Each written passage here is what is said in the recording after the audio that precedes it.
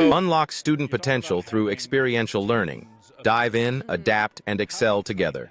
That's something that as I'm talking with other teachers, they're like, well, if I just do 3 or 4, I only have to train 3 or 4 positions. How do you train 16 different positions? Yeah, so I have found the best way is making them trial by fire, like just throwing them in the deep end and seeing if they can swim.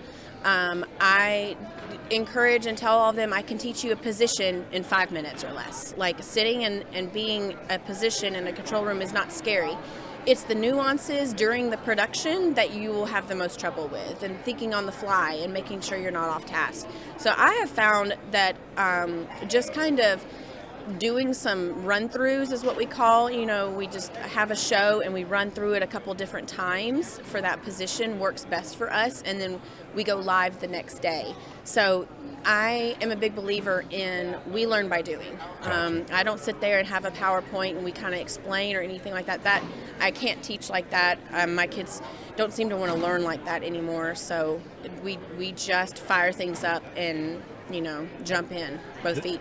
The first day I taught, I walked in with 70 PowerPoint slides and thought I was going to be the greatest teacher ever. You were waiting for them to just learn that day. They and were you ready. Found out the hard way that is just not how it works sometimes. I think about slide 5, I just gave up on the PowerPoint. So when it comes to STN, talk about why it's important to you and your program to have kids here and for you to be here and work with all the kids. Yeah, I think Student Television Network is such a great example of another student-led organization. Students are down there producing the show and being such a part of everything that we're doing here.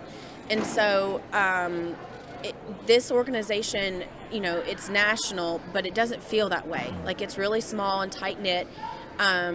You see the same, schools, you see the same kids, you see the same teachers, and it's really like an empowerment community where we're all having the same goal of there's really nothing else for us in the nation, and this is kind of what we have made our home. And so, for one, they just have, the outline of the program is so great. You immediately come in after your travel day and you're competing. Yeah. You're rocking out. And if you don't compete, you can see everybody competing and you see the chaos and the struggle.